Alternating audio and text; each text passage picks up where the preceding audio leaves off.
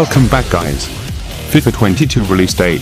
Nothing is set in stone as of yet, as the game hasn't been officially announced. But we're expecting the usual release window of mid to late September. Although like last year's entry, we suspect there could be delays due to COVID-19. Keen players will also want to look out for the variety of special editions. FIFA 21 let fans purchase the Ultimate and/or Champions editions, unlocking 3 days of early access to the game. While it's not been officially announced, FIFA 22's release this year is as certain as death and taxes. The annual Football Fest remains an extremely lucrative endeavor for EA, particularly with its focus on Ultimate Team game modes.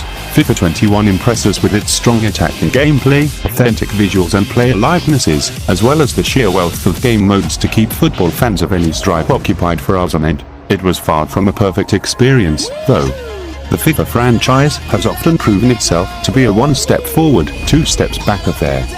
FIFA 21 was no different. While its positives shine through brightly, it still couldn't quite shake that yearly update feel, especially if you bought the shocking Legacy Edition for the Switch. It's no surprise that FIFA 22 needs to seriously impress. We're fully immersed in a new console generation, and EA has an opportunity to make the next FIFA game the best we've seen for years. Here's what we want to see in FIFA 22 as well as a roundup of rumors thus far.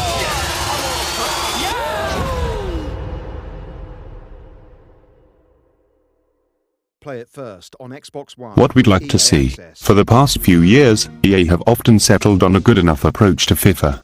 Our FIFA 21 review is testament to that. This isn't anomalous to annual sports titles, of course. However, fans are surely looking for something a bit more substantial for the new console generation. A wider scope of player likenesses in-game. In-game, FIFA players have never been created equally. While the vast majority of professional players have their names in the game, it's only ever a smattering of world-class players that get the full digitization treatment. The tech is no doubt expensive, but if EA has the consent from leagues, clubs and their players, then it's something we'd love to see built upon in future. However, if possible, we'd love to see a greater share of players add their likenesses to FIFA 22. Not just the very best players, or the ones who happen to be the zeitgeist. Perhaps it's not a priority for EA. FIFA has no issues when it comes to filling EA's coffers year after year, but a greater selection of recognizable players from more modest clubs would be a welcome addition for supporters of them. Ultimate Team changes. As has been the case since the mode's introduction, Ultimate Team was the big focus of FIFA 21. The controversial, microtransaction-heavy feature draws players in with its appealing pack opening system. EA is no stranger to the loot box phenomenon, and it's clear this won't change in FIFA 22. FIFA Ultimate Team has been heavily criticized by fans as being too big of a focus on EA's part, neglecting other modes that could be revitalized such as career mode and pro clubs. Another aspect of controversy is the advantage given to players willing to open their wallets on shiny new player packs.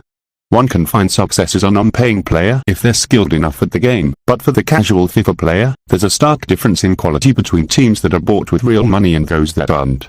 FIFA 21 made some positive strides when it came to Ultimate Team.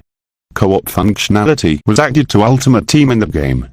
However, it was tied to the single-player experience, which provided another avenue of imbalance, as solo players could very easily be matched up with more than one player acting as their opponent. A fully dedicated co-op mode would work wonders here. FIFA 21 did not allow the use of co-op in FUT Champions, which our review stated to be a missed opportunity for the game. Let's hope FIFA 22 adds this much requested feature. A brand new engine. FIFA 17 was the first game in the series to make use of EA's in-house Frostbite engine. At this point, it's getting a bit long in the tooth, and frustrations players had with the game and the engine all those years ago are still prevalent today. However, a new console generation could come with a fresh engine for EA's sports endeavors. According to GFINITY, EA opted to stick to the Frostbite engine for FIFA 21, as well as other recent games such as Need for Speed Heat, due to the COVID-19 outbreak. This could signal that a new engine is waiting in the wings or at the very least being prepped for the new console generation. Here's hoping that a new engine will allow EA to improve FIFA to an unprecedented degree. An improved defensive game. In FIFA 21, attacking and striking felt fantastic, offering perhaps some of the tightest gameplay we've ever seen in that area. Unfortunately, the game's defensive options left a lot to be desired.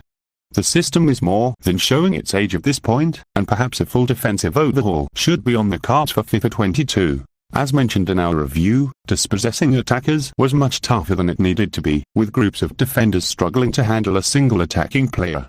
Consequently, the improvements to attacking greatly overshadowed the stale defending mechanics, which often led to unbalanced matches. Thanks a lot, and I will see you on the next video. Please don't forget to subscribe and drop a like.